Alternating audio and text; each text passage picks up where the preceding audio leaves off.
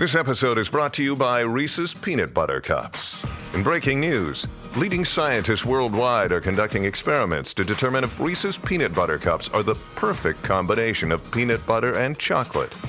However, it appears the study was inconclusive, as the scientists couldn't help but eat all the Reese's. Because when you want something sweet, you can't do better than Reese's. Find Reese's now at a store near you. You're listening to A Way with Words, the show about language and how we use it. I'm Grant Barrett. And I'm Martha Barnett. I love living here in San Diego, but every once in a while I get a little nostalgic for things I remember from back east. And that happened to me the other day when I saw some exquisite photographs online of those little bugs that fly through the air and glow. At night. Mm-hmm. Fireflies. Right. Well, lightning fireflies. Bugs. Yeah, I grew up saying lightning bug. Yeah, so did I in Missouri. Okay. And I was just so struck by seeing them that, of course, I drilled down and started looking at all these other words for firefly or lightning bug, because there are other terms around the country.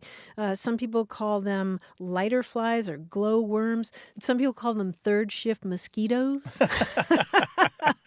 which I really like. But it's also cool to look at the words for fireflies in other languages, because in Brazil, they call them vagalume, which means wandering light. Oh, interesting. I can hear that. The vaga, like vagabond, yes. and lume, like lumiere or something. Yes, exactly.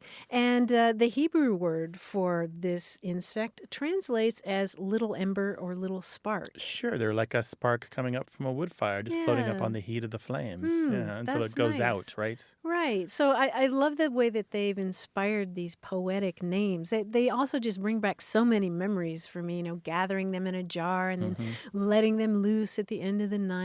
And being the first kid to see a lightning bug. Was that a big thing in your family? Oh, yeah. Really it meant summer had arrived. It meant school was out or almost out. Well, we'd love to hear your stories about the things that you miss and the words for them, or your own terms from your own country for lightning bugs or fireflies. 877-929-9673. Email words@waywordradio.org. Or send us a tweet to Wayword, W-A-Y-W-O-R-D. Hello, you have a way with words. Hi, how are you? My name is Jeff Parthen, and I'm a junior high band director from Lafayette, Indiana. All right. Well, welcome, Jeff. Yeah, glad to have you on the show, and thank you for working with the kids. You're making the world better. Oh, well, thank you. They're fun kids. We have a good time. What can we do for you? Well, we just had a program, my May concert, and I wanted my kids to be involved with the Leonard Bernstein at 100 celebration. It's kind of a worldwide festival of Bernstein's music. And so one of my groups played some Bernstein. But there's another composer with the same spelling. His name is Elmer Bernstein. And he's just as brilliant and a genius as Bernstein. So I thought I'd play some Bernstein as well as Bernstein. So I wanted to do some kind of a cross-curricular thing. So I looked up to see if I could find if there was a English term for different pronunciations of the same spelling. And I came up with a couple, and I put the word out to my language arts faculty, and they were undecided as to which one it was. So some of them thought it was a homograph, and some of them thought it was a heteronym. Ooh, interesting. And I'm not sure, so I thought you guys might know. And I might suggest that it's a homonym. Oh. Let me see if I can summarize this. You've got two composers, Bernstein and Bernstein. Right. They're different names for different people. They're spelled the same but pronounced differently, right? That's correct. All right. So they're definitely homonyms, which means they have different meaning and same spelling. Okay. They're definitely homographs because they have the same spelling and because they may or may not, but it's fine that they refer to two different people because they're spelled the same. That's all that's required for a homograph. Same spelling, regardless of meaning, regardless of pronunciation. And then heteronym, that's the one where I kind of have a difference of opinion with your language arts teachers. Hetero, remember, means not the same. It's opposite of homo, which is the same.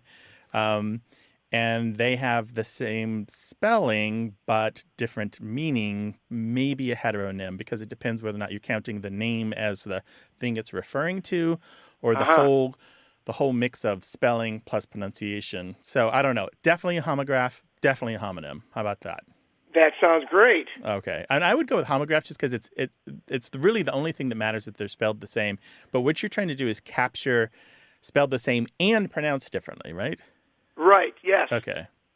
And I have like 4 or 5 other terms that I'm not going to bring into this. No, let's leave them out. but homonym or homograph will work just fine. I love the idea that you're doing Bernstein and Bernstein because I do too. It's a weird thing about the Steinstein names is each family has its own pronunciation tradition, and you just have to learn them to know which is which. Yeah, there's no real rule. Yeah, and it's interesting, in my research on this, both of those, they knew each other. Yeah. They were both kind of in the business, but one was Bernstein East and one was Bernstein West. I like that. It reminds me of the President's Roosevelt or the President's Roosevelt because they Exactly, yeah. they both had their own pronunciation traditions for the family name. Huh, Well, okay. cool. Jeff, thank you for calling and good luck. Send us some music if anything turns out okay, all right? Yeah, I bet All that's right. a cool concert. Yeah, it was a good time. Thank you. All right, take care now. Thanks, Jeff. Bye. All right. Bye-bye. Bye-bye. Well, you know, this show's about a lot of things related to language. It's not just word origins or old stories about language. Sometimes it's the day-to-day stuff that happens as you go about your work. Give us a call, 877-929-9673, or email words@waywardradio.org.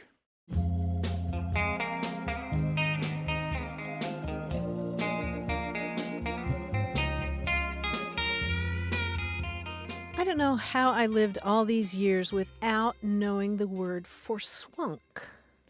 I don't know it either. Yay, Forswunk. You're gonna love this. Is this a past tense form of forswear? No, it's a past tense of forswink. I also don't know. Forswink, is this golf? No. This is when the ball goes backward instead of forward. I don't know what a forswink is. It's FORSWINK forswink. Okay. Which means to overwork. And so if you're forswunk, then you're totally worn out from work. And those are words that were around right after Middle English. Forswink. Oh, okay. Very nice. I am totally forswunk. Forswunk. Oh, you have too much work. Swamped by work. In the weeds. You're worn out. Worn out it's the from it. I idea of see. being exhausted from Right. work. Honey, I just got home and I'm totally forswunk. Right. You need to rest your dogs. Yes. But the dog needs walking, so. Hit us up on Twitter at WAYWORD. Hello, you have a way with words. Hey there, my name's Chelsea. I'm calling from Norfolk, Virginia. How are y'all? We're doing well, thanks. What's going on? I am originally from the Midwest, and I've lived out here in Norfolk, Virginia for the last, 3 or 4 years. And for the first, 6 months, a year that I lived out here, I was so confused by something I heard on the radio all the time during the traffic reports. And it was that they were always saying that there's a bridge opening. The bridge is open, at 1, 3, and 5, the bridge will be open. And I always thought, I was like, that's so weird. Why are they telling me the bridge is open? Okay, so the road is open, the bridge is open. Why are they telling me that? And then I found out, oh, duh, the bridge is open, which means the bridge is closed because it's a drawbridge opening up for boats to go through. And I just thought it was fascinating that something that says it's open actually means the exact opposite, that it was closed. And I so love it. I understand that, it's for the boats it is open, so that would make sense. But I just wonder, I'm like, why are they telling drivers that it's open? They should be telling drivers that it's closed. And so I was wondering if you all had any kind of experience where words mean the exact opposite of what it's supposed to mean. You mean outside of politics? Yes. Exactly, yeah, exactly. Oh, this is Yeah. This is wonderful. Oh, I love man. that. So the bridge is open, but it's actually closed, and when it's closed, it's actually open. Depending on whether you're on a boat Yeah, or yeah. in a car. And that's the crux of it, isn't it, Chelsea? Yeah. The idea that if I have a ship with a tall mast, then I can't pass this way until the bridge is up and the drawbridge is open, then I do think of the bridge as open, meaning I can go through. Exactly. And so it would mean open in that sense. But my thought was, surely, boat operators have their own communication where Yeah. they tell them the bridge is open. And so you would think that they would tell the roadsters that the bridge is closed. But yeah, I just thought that was fascinating and wondered if you guys knew of any other things. Like I said, So there's a kind of famous category of words in English known variably as Janus words or contronyms or even antagonyms, where or enantiodromes. enantiodromes, where a word, depending on the context, because you said that magic word context, it's amazing how often that comes up on the show. Depending on the context, one word, pronounced the same, spelled the same, can have two different meanings. Yeah, although sometimes the exact opposite. Yeah, although this is a little bit different because like the word cleave can mean to stick to, like you cleave to your wife, or you can cleave things in two with a meat cleaver or something like that. Oh, that makes sense. And those are words that are spelled the same way, but they're actually different words. They come from different origins. And in the case of the bridge, you're both talking about the same thing, about it being open or closed. So I'm trying to think of another word that means the same thing, but is different based on your perspective. Well, many words in English are like this. Sometimes they're slangy. The famous one is the 80s slang for bad meaning good. Well, you are bad. Right. Like that sort of thing. But in dictionary editing, we have a word polysemy, which refers to the nature of words having more than one meaning. It's really common. What we're looking for is not only more than one meaning, but opposites, as Chelsea said.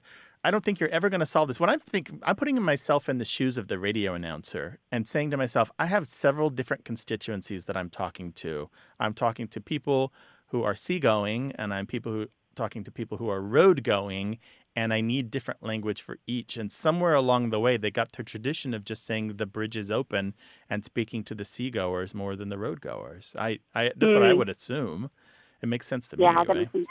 What do you think, Chelsea? Yeah, I mean, that makes sense. Like, and it makes sense why they do it, but I just thought it was fascinating, But I wanted to hear what y'all had to say. It really is. Well, because the open means open and closed means closed, but it just means different things for different people. Exactly. Yeah. I mean, the bridge really isn't in different positions. Another one, if we want to be here all day, we can also talk about what it means to turn the air conditioning up. Oh, yes, absolutely. Oh, my gosh. I think up means turn it to 74, and my husband thinks it means 61. Exactly right. Always a problem in my household. Like, turn the air conditioning up. Yes, Chelsea, I agree. We're starting fights all across America right now. Yes, it's true. All right, bye, Chelsea. Take care. All right, bye-bye. Bye. 877-929-9673. Email words@waywardradio.org or talk to us on Twitter at WAYWORD.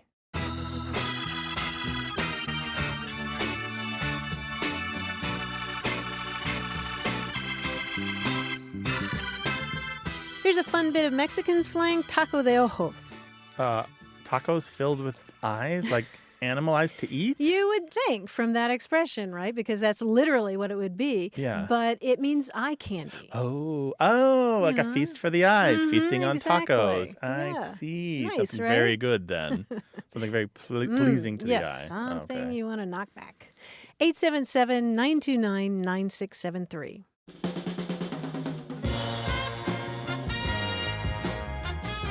This show's about language, examined through family, history, and culture. Stick around.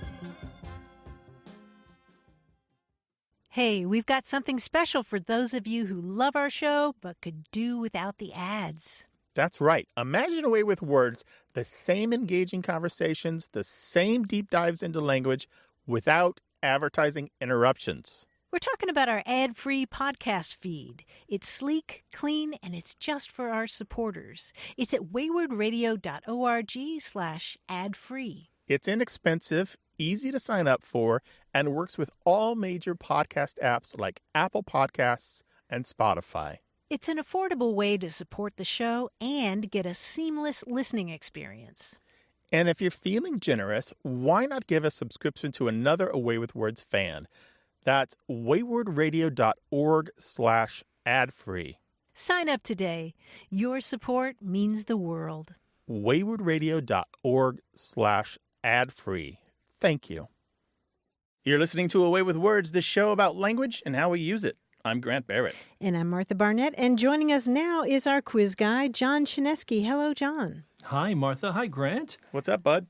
Well, I was watching TV with my kids the other day. We have this new way of watching TV now. We binge watch. So we were watching an episode of The Big Bang Theory where Rajesh Kuthrapali decides that for Halloween, he'll wear a fedora and carry a bullwhip, and he'll go as Indian Jones. Now, of course, that's wordplay that I can't pass up. So following are descriptions of fictional characters, but I've omitted a letter from their names. And you have to tell me the new character name.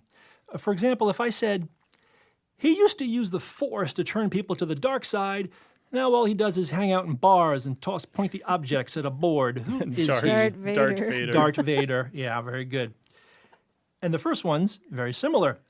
He's given up being a Jedi, moved to Hawaii, spends all his time at the beach playing Aloha Oi. Luke Skywalker. Luke Skywalker, yes. Aloha Luke. Another Star Wars guy briefly stopped his smuggling and tried his hand at being a goofy stand-up comedian.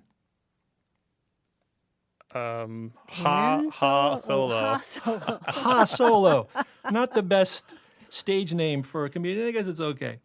Now, changing franchises, what former Starfleet science officer spends his time knitting hosiery? Science. Mr. Sock? Mr. Sock, yes. You got that one, darn it. Orphaned as a girl, she becomes a governess at Thornfield Hall, marries Mr. Rochester, and then leaves him to become the first female optometrist in the north of England. Jane I. Jane I, right. Now, anthropomorphic animals are always successful. I've got an idea for a boy wizard who is furry, cute, and loves shellfish. Harry Otter. Harry Otter, yes. Once again, copyright 2018, John Chesky.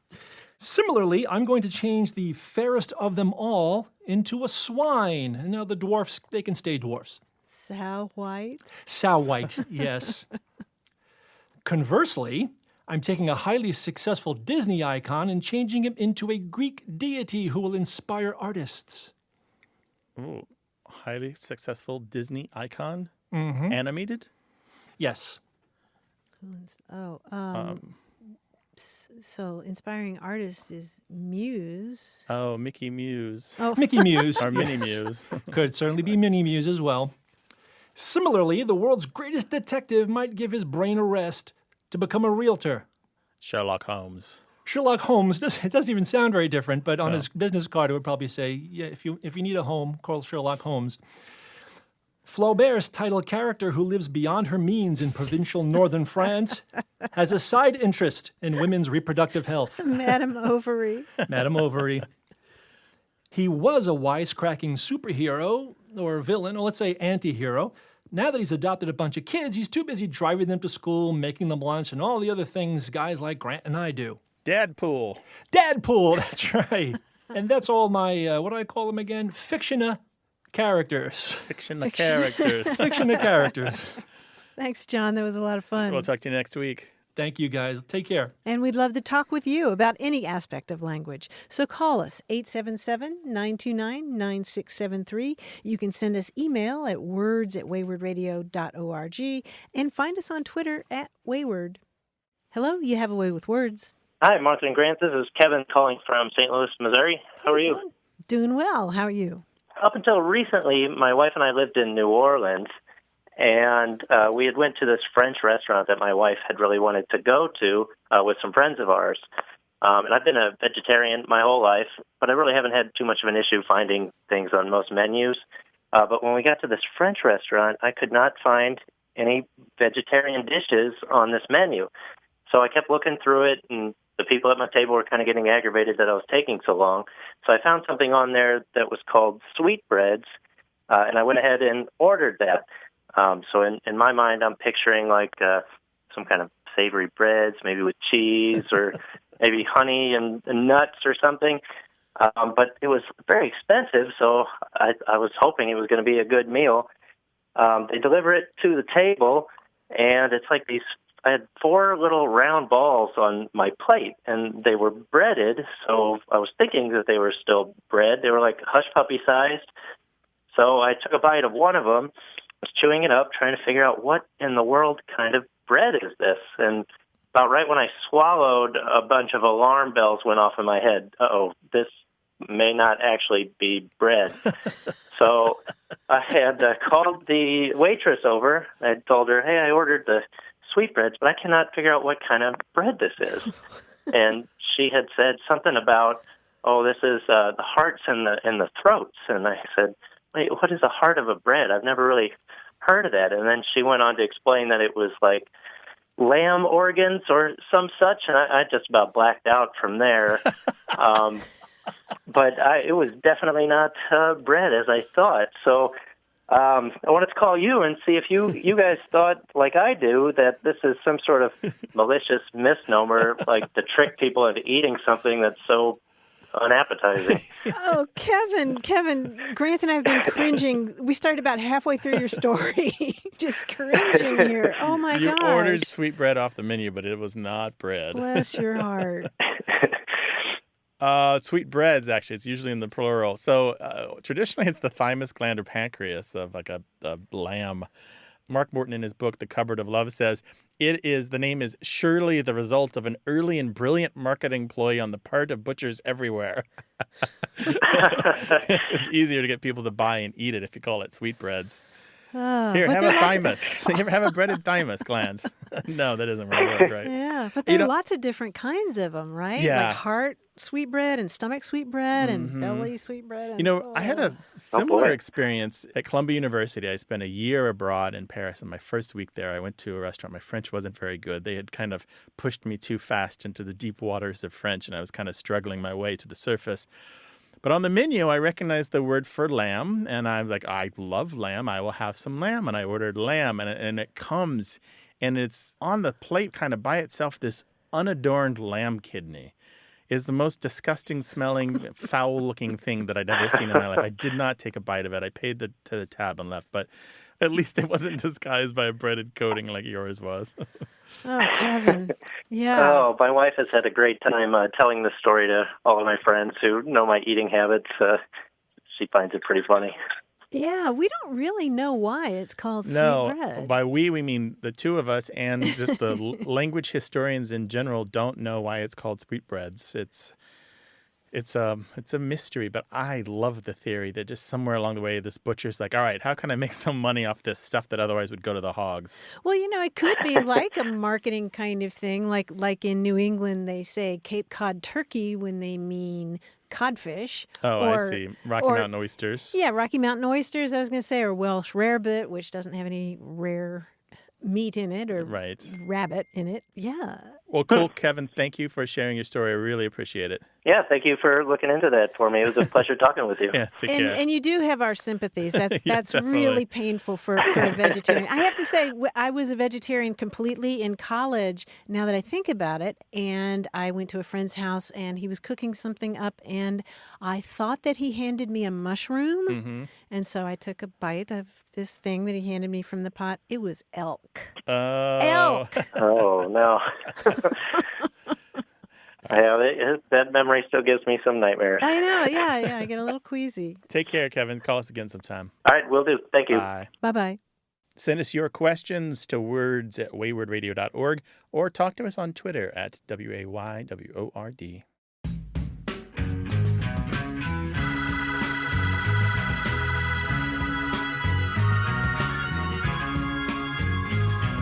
We talked a few weeks ago about the brand name Asics, which is a kind of shoe, and it takes its name from a Latin phrase that means a sound mind and a sound body. And I was reminded of a candy that takes its name from a partial abbreviation. These are little discs, and some people hate this candy, and some people love it. You know what I'm talking about? They're kind of the powdery pastel things? Yes. The wafers. The wafers, what are they called? They're called Necco wafers. Oh, yes, right, Necco wafers. And they're so called because they were manufactured in the early part of the 20th century by the New England Confectionery Company. So NEC and then CO. Yeah, the CO was often used as part of a company name to blend words together, like Nabisco, for example. Oh. As you'll find many other companies from that period with co at the end. 877-929-9673. Hello, you have a way with words. Hello, Martha. This is Iris Chinook from Cave Junction, Oregon. So, Iris, what's on your mind today? Well, it's a family thing. I'm in my 60s, and every once in a while I'll spout something that I learned when I was a kid, and I don't really understand what I'm saying.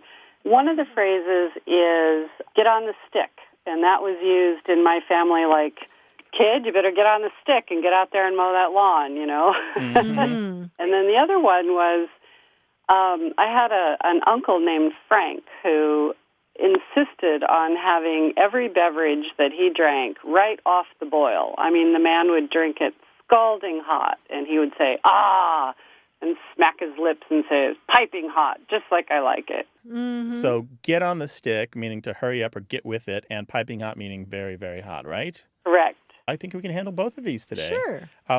Get on the stick has an interesting two-part history. Most of the reference works say that it comes from the manual drive of an automobile. You call it the stick. Oh, But there are two older dialect expressions that I think probably really are the origin of this. And one of them is just stick, which means your rate of speed, going back to the 1830s. He whirls the coach away at a pretty good stick, meaning a pretty good speed. And the other one is to cut stick, which means to prepare to leave or to run away or to go quickly away. There's a long continuous history of these being used well up to the time of the automobile, so at least there's some overlap.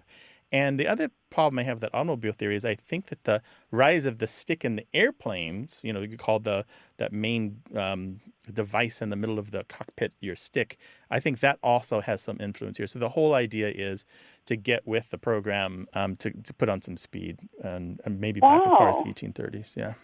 Yeah, when Uncle Frank was drinking his beverages piping hot, the idea there is that it's pretty much boiling. It's so hot as to make a whistling sound or a hissing sound, and so it's piping like pipes. Like so as flutes. The bubbles burst, as it's boiling, those bubbles are making the little piping sounds. Yeah.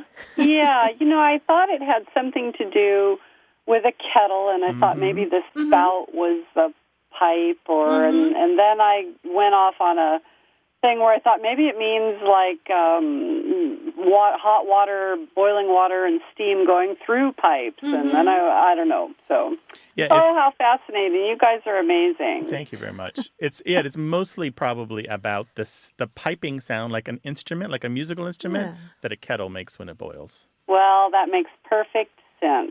So now I know. Now everybody else knows, too. That's right. Well, thank you so much. I appreciate that. Iris, we absolutely love it when people bring things handed down through their families like this. So thank you for coming and sharing those with us. Okay, well, I'll be happy to catch the show. Thank you. Okay. Take care now. Bye-bye. I'm reminded of the Japanese broth called shabu shabu, which is named for the sound of it hissing when it's being cooked. Oh, that's lovely. Shabu shabu. Have some shabu shabu. Add that to my food list. Well, in the meantime, give us a call, 877-929-9673, or tell us your language story, that thing you got from your family, in email to words@waywardradio.org.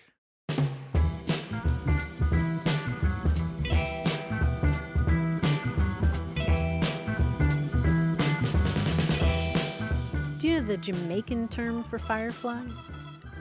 Nah, I think I knew it at once, but I don't anymore. I bet you did. What is it? Peeny-wally. Peeny-wally. Sounds familiar, yeah. Yeah, it's spelled lots of different ways, like P-E-E-N-I, and then another word, Wally, like the name Wally, Peeny-Wally. Nobody knows why it's called that, but I think it's a lovely word for firefly. And if you want to hear an example of it, look up a poem called 2 Seasons by Valerie Bloom. You can hear the audio of it being read, and it's just gorgeous. Peeny-Wally for firefly. Mm-hmm. Or yeah, lightning and this bug. is in Jamaican English. Jamaican English. Yeah.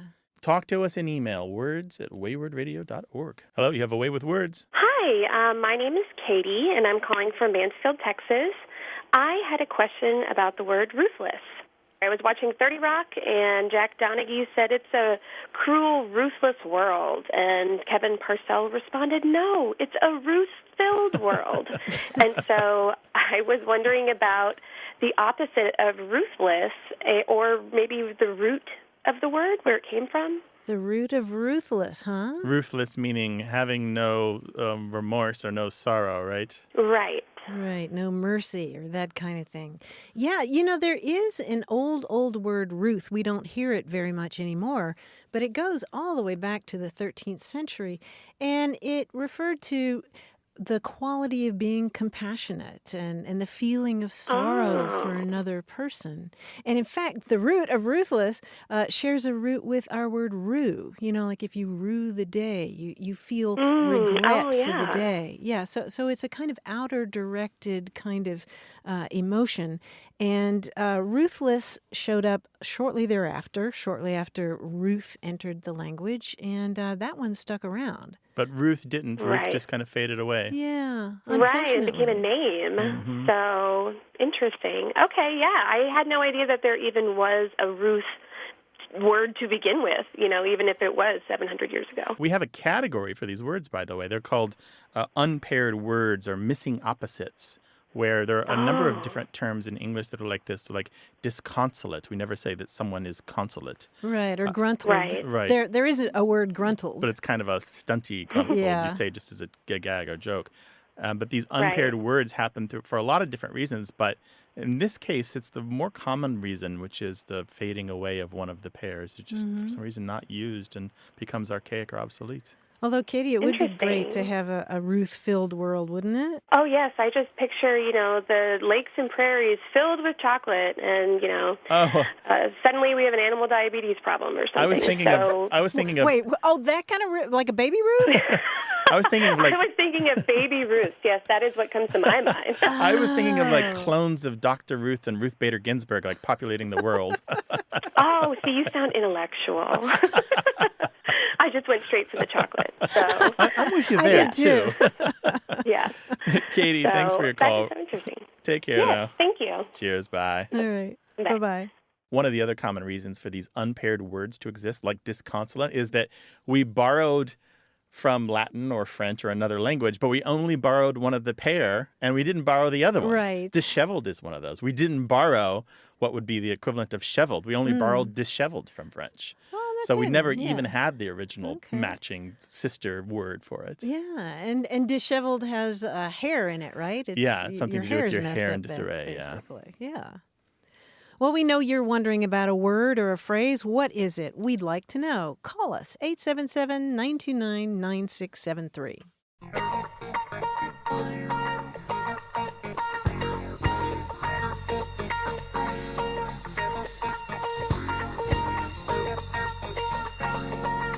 When it comes to lots of languages, stepmothers get a bad rap. Do you know what a stepmother's blessing is? I don't know. It's a hangnail. So it's not a blessing for the stepmother? Oh, it's the thing that she blesses on you. Yeah, that's what I think. I see. So it's more like a curse by another name, an ironic That's name. what I'm thinking. Okay, that makes some sense. Yep.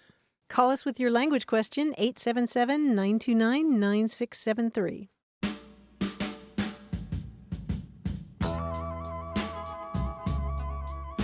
More of what we say and why we say it as A Way with Words continues.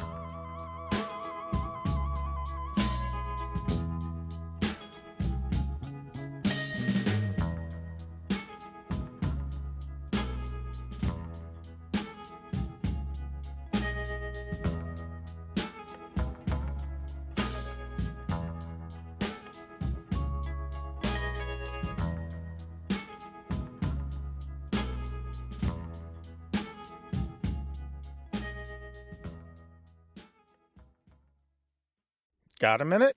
We need your help. Head over to gum.fm/words and share your thoughts in our quick survey. Your feedback matters. It's the backbone of our show's success. Thanks for making our show even more successful. That's gum.fm/WORDS. Thank you. You're listening to A Way with Words, the show about language and how we use it. I'm Grant Barrett. And I'm Martha Barnett. A few weeks ago, we had a discussion about the need for a word for that feeling that you get when your favorite restaurant closes. Oh, yeah. And we got some good suggestions like melancholy. Oh, nice. But I think we have a winner. Oh. And it comes from Ben Hurley, who lives in Arncliffe, which is a suburb of Sydney, Australia. And Ben says it has to be nostalgia. nostalgia, like nostalgia plus nosh? Using the alga, which means pain. And he says it's the pain of remembering all those great meals that will never be served again. All those great noshes. Yeah. And he also shared this story of his own experience. He wrote, "There was once a little Italian restaurant on Stanley Street, Darlinghurst, called No Names. As a kid, I lived in a rural town, and when we visited Sydney, my parents would take me and my 2 younger siblings to No Names. It was a tiny space on the first floor of terrace. It was utterly basic. The menu consisted of primo and secundo. Primo was spaghetti bolognese. I think secundo was Neapolitan ice cream.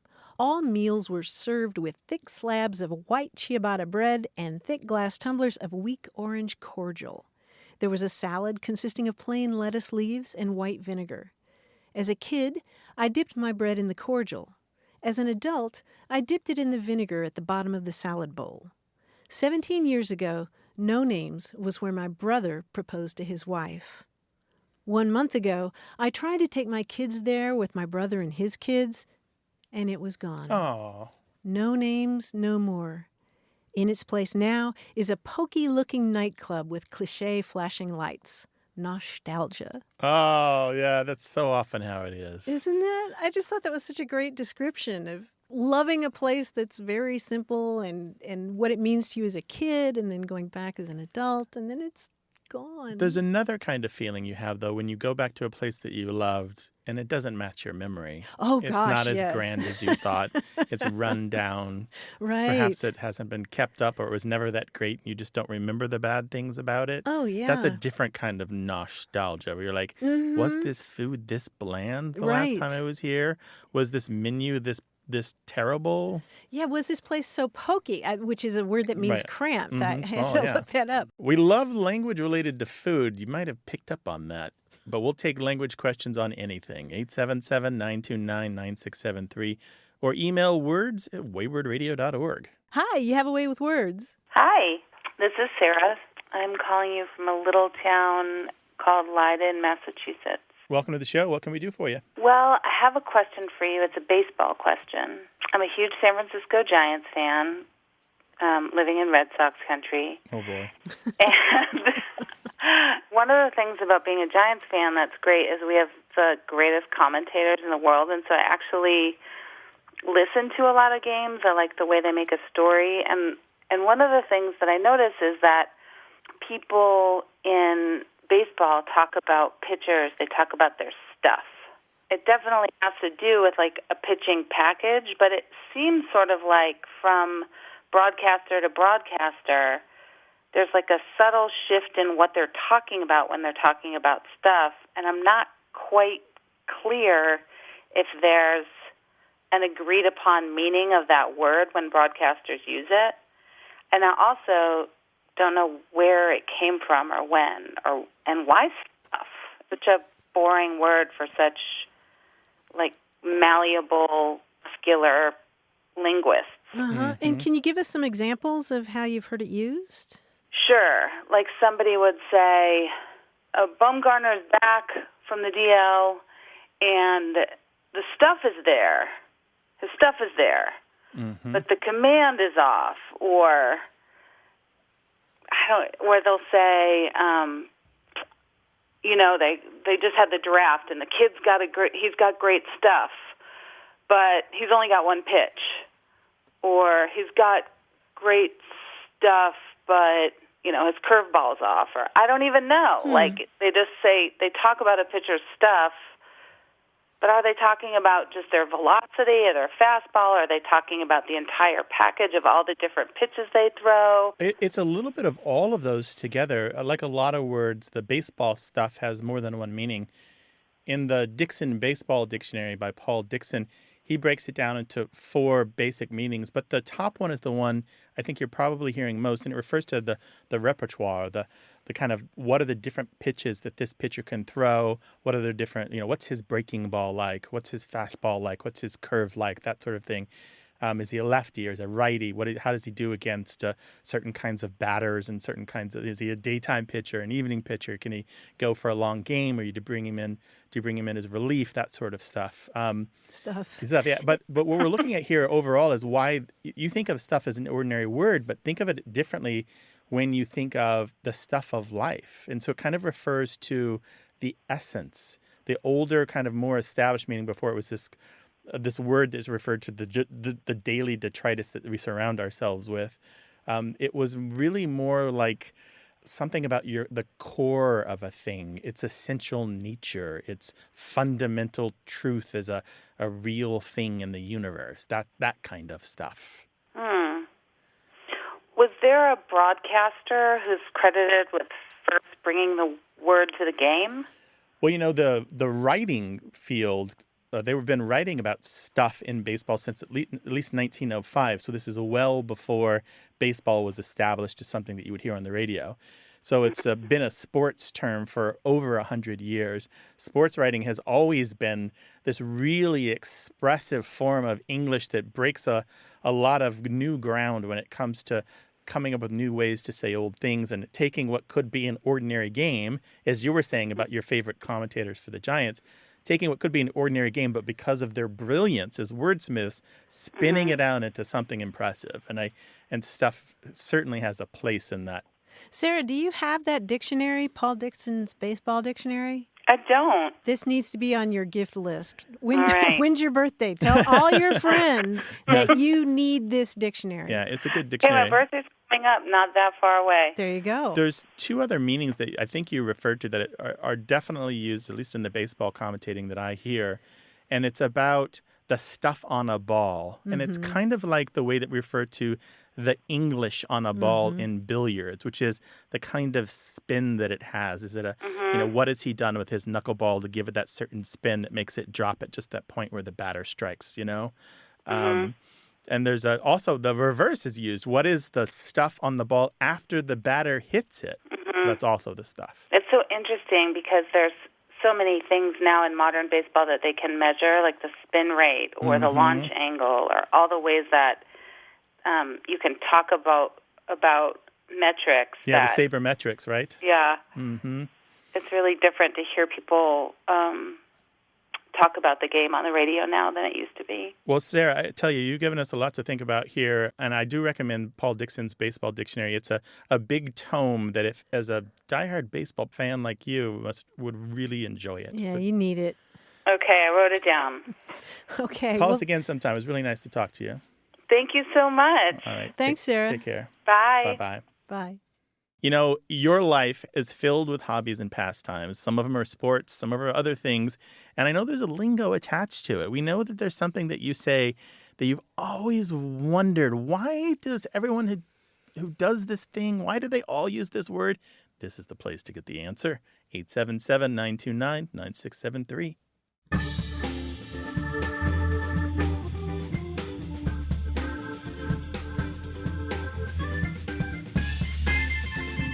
The other day, I stumbled across the term backfriend, which was used for hundreds of years to mean a pretended or a false friend, an enemy who pretends like he's your friend, but he's not. We don't use it anymore. No, a little worse than a frenemy. Yeah, more insidious, more treacherous. More insidious, yeah. A backfriend. The false front that they put on. Oh, we all know the type. We do indeed. I remember high school. How could you forget, right? 877-929-9673 or talk to us on Twitter at WAYWORD. Hello, you have a way with words. Hi, how are you? This is Elliot. I live in Cape Cod. Hi, Elliot. Welcome to the show. Nice. What's going on? I grew up in actually Miami Beach, of all places. We moved out of New York down south, and I lived in Georgia, and then we moved to Miami Beach.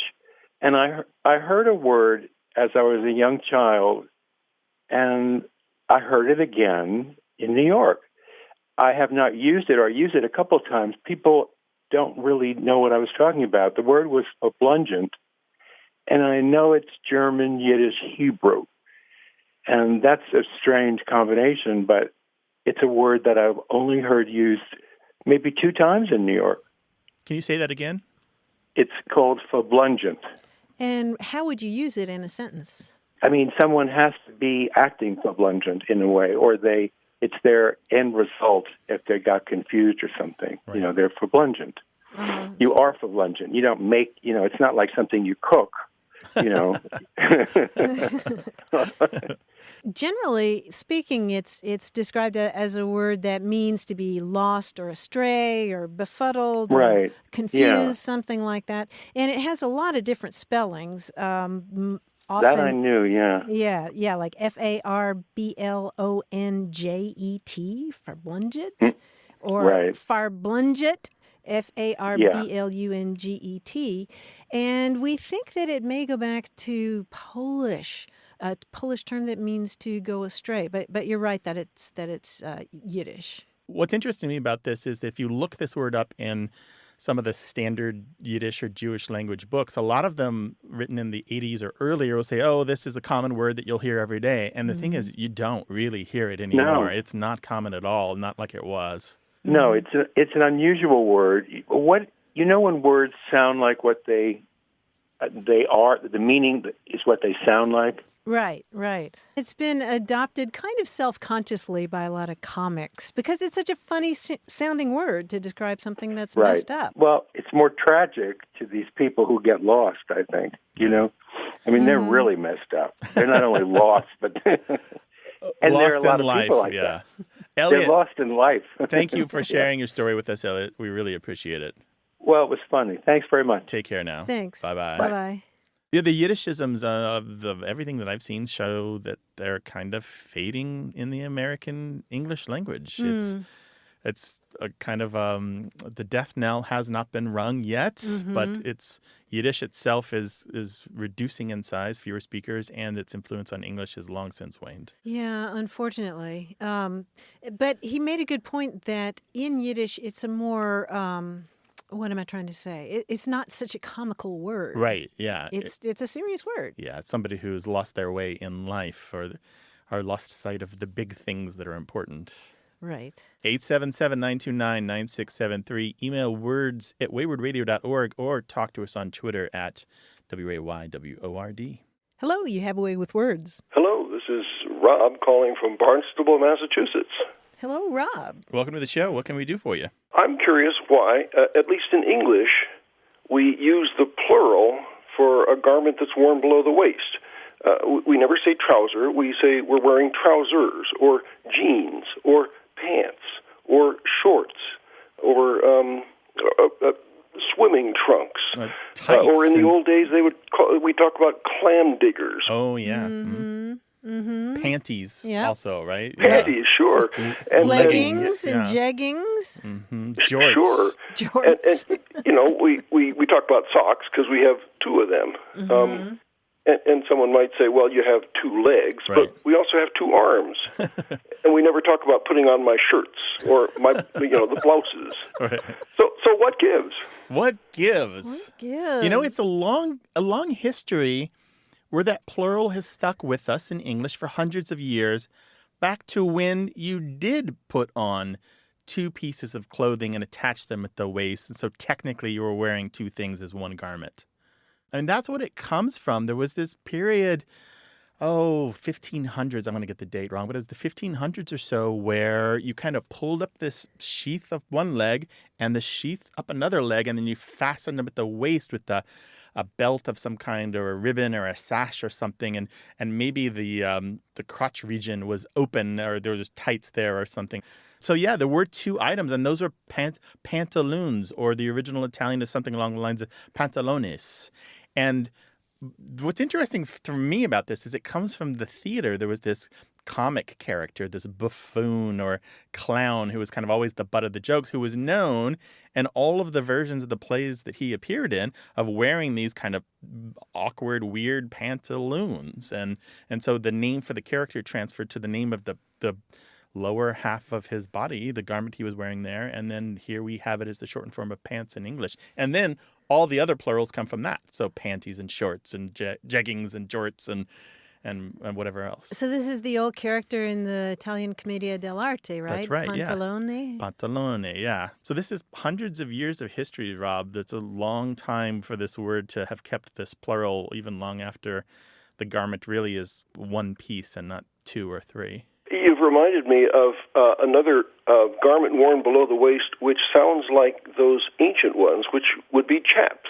Oh, chaps, right. Yeah, there we go. Where indeed there are two pieces of commonly leather, one on each leg, but they're cinched at the waist, but again, two pieces of leather. Exactly. Exactly. Yeah, think of a garment that's a little bit like that. Now, there are some really fantastic resources out there where you can really get into the full history of trousers or breeches or breeches, that sort of thing. But in general, these two-legged garments have been worn as far back as recorded history goes, but they come in and out of fashion. And anyway, the pantaloon it's a kind of a very restricted to the European tradition of two-legged garments. They don't use plurals as far as I know in other languages that have historical garments that are very similar. Well, thank you. Yeah. So there you go, Rob. Hundreds of years of history comes from Italian, and we just kept the plural long after the plural mattered. Great. Well, thanks for clearing that up. Yeah, our pleasure. Thanks for calling. Good Call again talking sometime. to you. Bye-bye. Bye-bye. Goodbye now. 877-929-9673.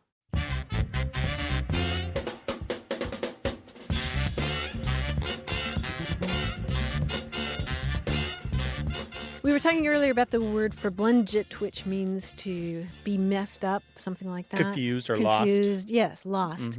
And it reminded me that online in the Omnificent English Dictionary in limerick form, there is a limerick about this word. Oh, so this is the dictionary where they are taking regular dictionary words but having a limerick instead of a definition. Yes. And it's hilarious often, right? It's often hilarious, as in this case. This is a limerick by Sheila B. Bloom on the word farblonjet. My new toilet won't flush. I'm farblonjet. Feeling lost and confused. Guess I'll plunge it. Now it's flooding. Won't stop. Fetch a bucket and mop. What? Some splashed on your sweater? Here, sponge it. She nailed it. That may be the only limerick I've ever seen with farblonjet in it about a toilet. I'm a little farblonjet about that. No. 877-929-9673. Want more Away with Words?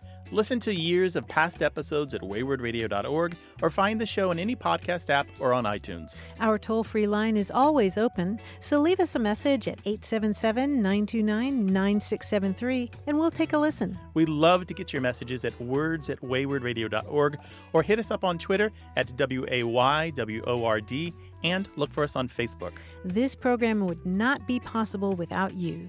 Grant and I are out to change the way we listen and think about language, and you're making it happen. Thanks also to senior producer Stephanie Levine, director and editor Tim Felton, director Colin Tedeschi, and production assistant Emma Kelman in San Diego. In New York, we thank quiz guy John Chinesky and that master of keeping it real, Paul Ruist at Argo Studios. Away with Words is an independent production of Wayward Inc. From the Recording Arts Center at Studio West in San Diego, I'm Martha Barnett. And I'm Grant Barrett. So long. Bye-bye.